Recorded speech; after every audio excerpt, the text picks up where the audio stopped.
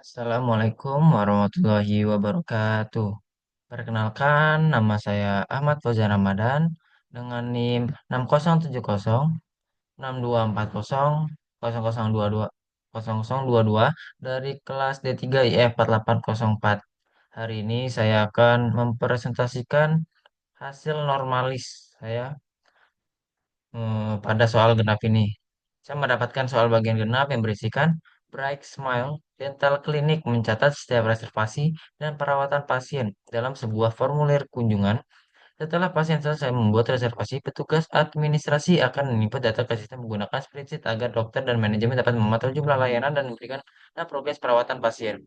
Dengan sistem pencatatan ini, manajemen dapat mengevaluasi efektivitas pelayanan. Berikut adalah data yang dicatat oleh administrasi. Seperti ini, nomor kunjungan, nama pasien, alamat pasien, nomor HP, tanggal selesai, nama dokter, layanan, tarif, dan status. Di sini masih ada anomali-anomali kosong. Tugas Anda adalah tentukan ketergantungan antara atribut dari tabel di atas. B. Tentukan super key, kandidat key, dan primary key. C. Normalisasi tabel di atas dan gambarkan diagram relasinya lengkap dengan primary key dan foreign key. Oke, kita lanjut saja ke jawabannya. Pertama, langkah pertama saya buat satu NF dulu agar memudahkan mencari super key, kandidat key, dan primary key-nya. Kan tadi di sini ada anomali-anomali kosong, sehingga akan kesusahan dalam menginput data, mendelete data, dan mengupdate data, sehingga saya membuat seperti ini, sehingga tidak ada yang kosong. Kan yang tadi ada yang kosong di bagian di sini dan di sini.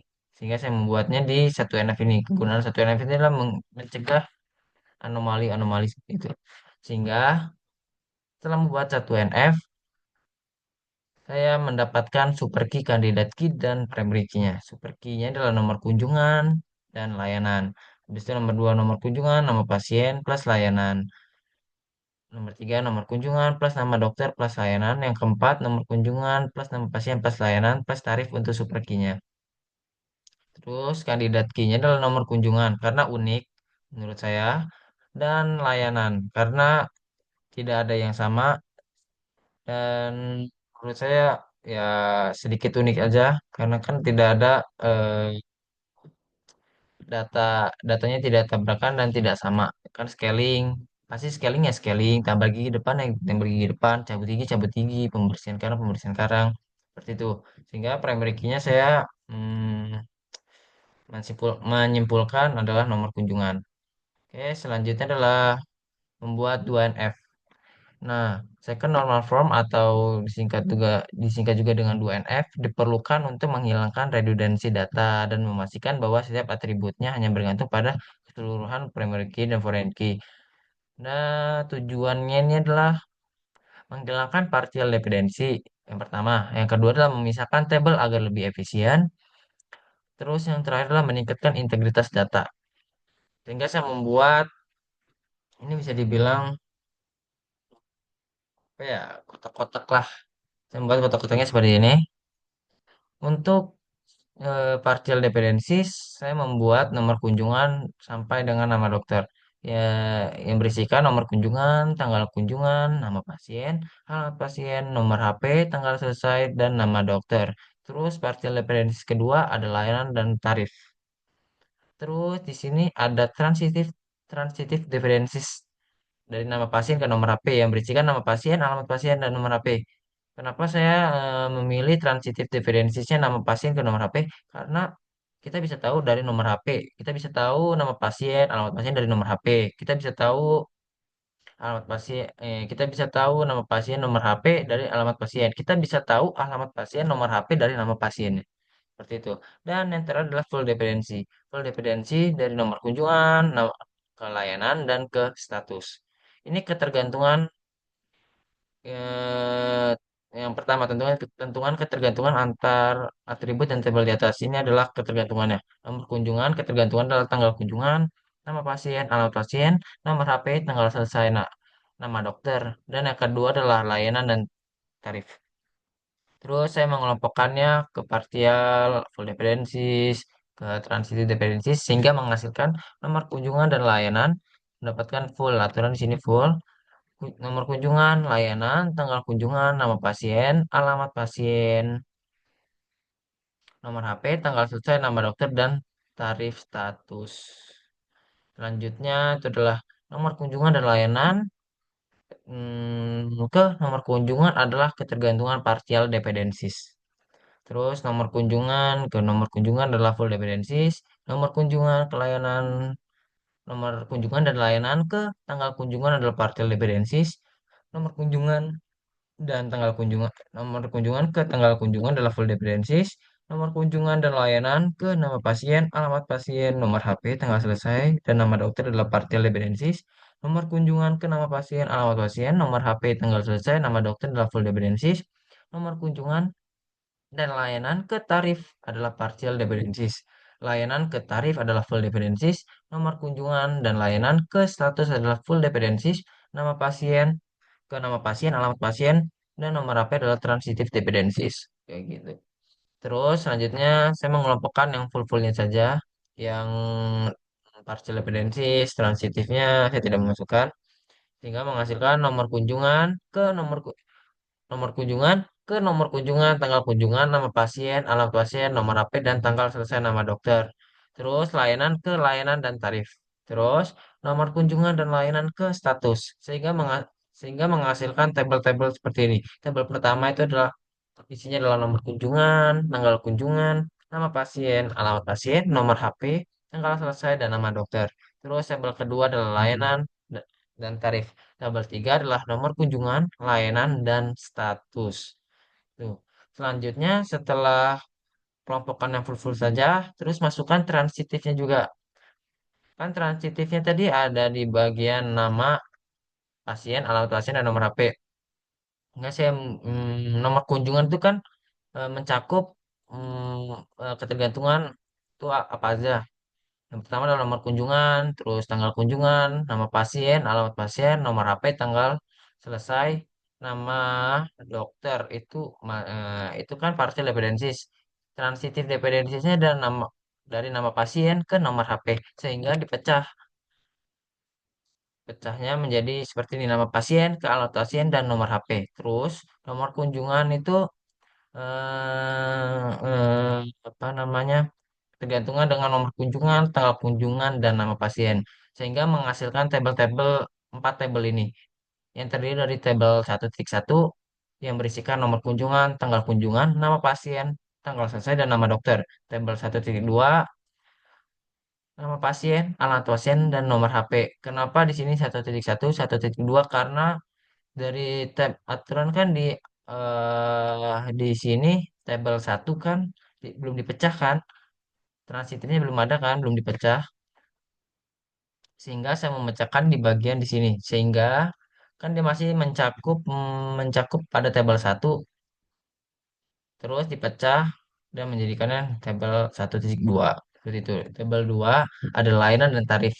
Tabel 3 ada nomor kunjungan, layanan, dan status. Terus hapus bagian partial dependencies. Ini bukan hapus, adalah pisahkan bagian partial dependencies-nya. Nah, di sini pakai partial dependencies kan ini aja, sini, terus ini. Hingga menghasilkan detail detail reservasi yang berisikan nomor kunjungan, layanan, dan status. Di layanan, di entitas layanan ada layanan dan tarif. Di entitas reservasi pasien ada nomor kunjungan, tanggal kunjungan, nama pasien, alamat pasien, nomor HP, tanggal selesai, dan nama dokter. Di sini belum dipecah. Di sini masih ada transitive dependencies-nya. Selanjutnya, kita pecahnya di bagian 3NF. Jadi kita ke 3NF dan menghapus transitive dependencies. Nah, third normal form atau bisa juga disingkat dengan 3NF. Bertujuan itu untuk menghilangkan transitive dependencies sehingga semua atribut hanya bergantung langsung pada primary key dan foreign key. Tujuan utama 3NF ini menghilangkan redundansi data, mencegah penyimpanan informasi yang dapat dihitung, terus memastikan bahwa setiap atribut hanya bergantung pada primary key, terus meningkatkan integritas dan fleksibilitas database. Seperti itu. Sehingga saya menghasilkan kotak-kotaknya untuk kotak-kotak detail reservasi 3NF yang untuk kotak detail reservasi 3NF berisikan nomor kunjungan, layanan, dan status. Terus layanan 3NF ada layanan dan tarif. Kan di 2NF tadi ini nggak ada reservasi, nggak ada pasien. Kita jadiin satu tadi reservasi pasien. Karena di 2NF kan masih ada transitif dependencies. Kita pecah menjadi reservasi dan pasien. Reservasi ada nomor kunjungan, tanggal kunjungan, nama pasien, tanggal selesai, dan nama dokter. Sehingga pasien ada di entitas pasien ada nama pasien, alamat pasien, dan nomor HP seperti itu. Terus eh, kita buat diagram relasi setelah membuat tabel dan menghapus transitive dependencies. Sebelum ini ini adalah hasil tabel saya. Sebelum itu, sebelum saya menjelaskan asumsi saya dulu. Di sini asumsi saya di pertama adalah di entitas pasien saya membuat PK-nya nama karena menurut saya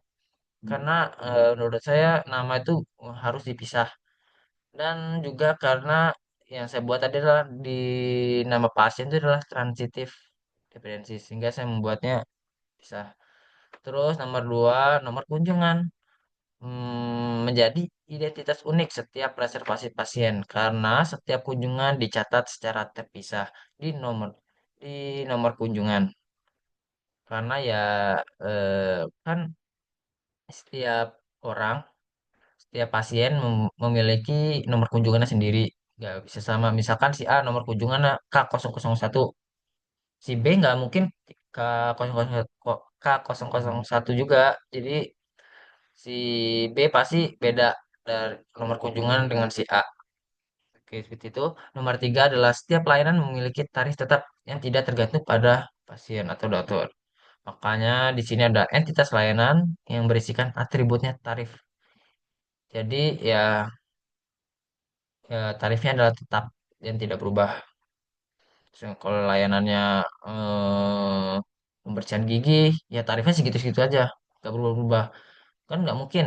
Misalkan layanan pembersihan gigi, tarifnya malah ke cabut gigi, kan nggak mungkin. Gitu. Nah, terus yang keempat, detail reservasi menggunakan primary key, nomor kunjungan, bukan detail reservasi, detail ini reservasi.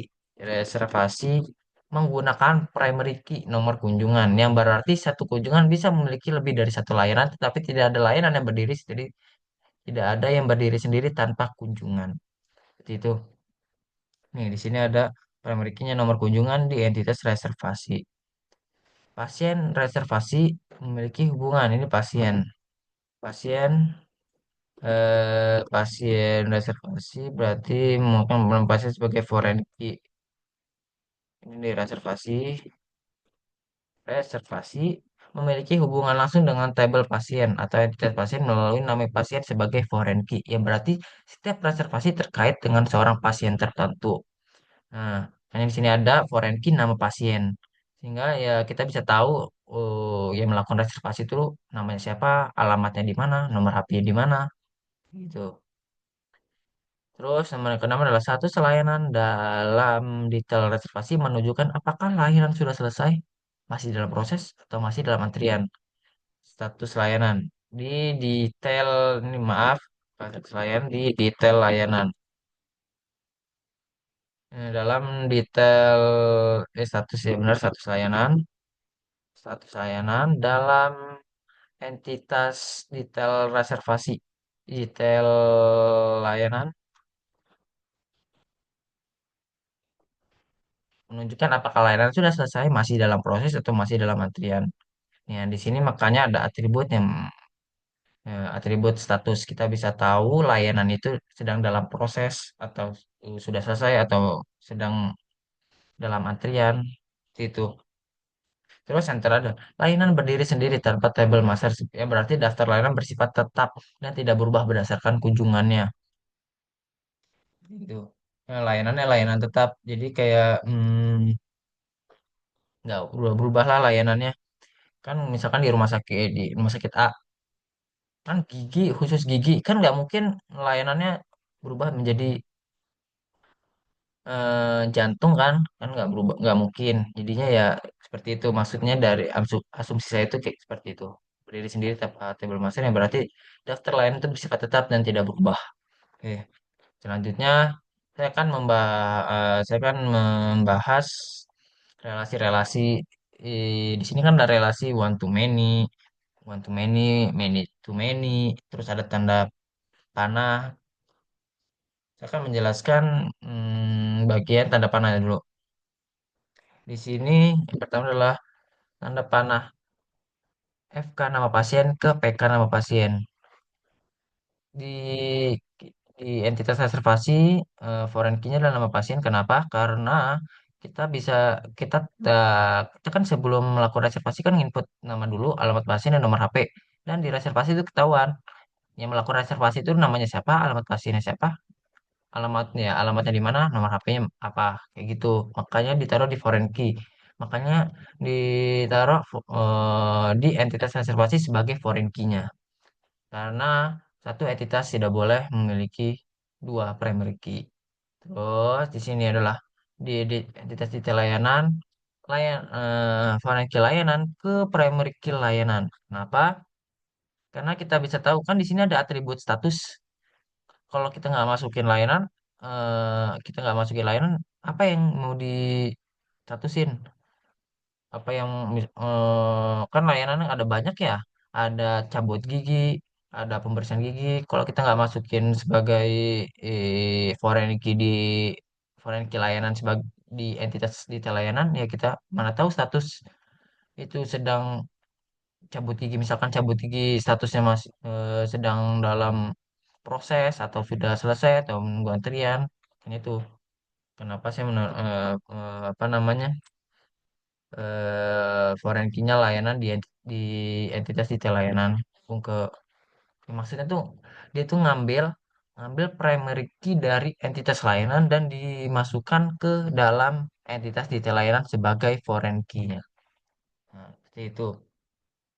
Terus nomor kunjungan dari detail layanan ke nomor kunjungan ke reservasi. Tadi sama aja seperti layanan ke foreign key layanan ke primary key layanan. Dia mengambil primary key dari entitas lain dan dimasukkan ke entitas dia sebagai foreign key-nya. Seperti itu. Oke. Terus saya akan menjelaskan itu one to many to many. Pertama, pasien ke reservasi. Asumsi saya one to many, dia minimal satu dan satu. Karena pasien itu bisa membuat banyak reservasi dan banyak reservasi itu dibuat oleh satu pasien saja. Bisa, misalkan si pasien itu hari itu mau melakukan dua layanan, cabut gigi dan pembersihan gigi, kan bisa. Dan hari itu udah ditetapkan nama dokternya. Di sini kenapa ada nama dokter di dalam entitas reservasi dan ada tanggal kunjungan, ada tanggal selesai? Karena si pasien misalkan pada hari Senin dan hari Senin itu sudah mencakup nama dokternya, jadi tidak bisa diubah-ubah. Misalkan hari Senin dokternya A, hari Selasa dokternya B, hari Rabu dokternya C, seperti itu. Dan tidak bisa diganti-ganti, tidak bisa dipilih. Dokternya tetap itu pas hari itu aja. Dan tanggal selesai juga, kalau ada tanggal kunjungan pasti ada tanggal selesainya. Seperti itu. Terus dari entitas reservasi ke entitas layanan. Satu reservasi, satu reservasi tapi banyak layanan. Itu bisa mempunyai banyak layanan. Kan dari kan tadi dari pasien ke reservasi bisa mempunyai ya banyak reservasi ya. Apa namanya? Kalau dia mau pembersihan gigi, mau cabut gigi, kan bisa. Makanya satu reservasi mempunyai banyak layanan dan banyak layanan dimiliki oleh satu reservasi. Minimal satu dan satu. Saya. Terus selanjutnya adalah dari entitas layanan ke entitas detail layanan. Saya membuat itu layanan mempunyai banyak detail layanan. Detail layanan dipunyai banyak oleh layanan. Itu. Kenapa? kan pasti kan bisa bisa dalam sehari bisa membuat banyak layanan ya. Sehingga ya detail layanannya ya otomatis banyak juga seperti itu. Dan ada di situ ada statusnya kan, ada layanan kunjungan kayak gitu. Oke. Sehingga tarifnya tetap nggak berubah-ubah. Misalkan nggak dia mau cabut gigi, harganya cabut gigi. Nggak scaling gigi, harganya nggak berubah. Jadi, sekian itulah sekian presentasi dari saya. Maaf kalau ada kesalahan kata. Assalamualaikum warahmatullahi wabarakatuh.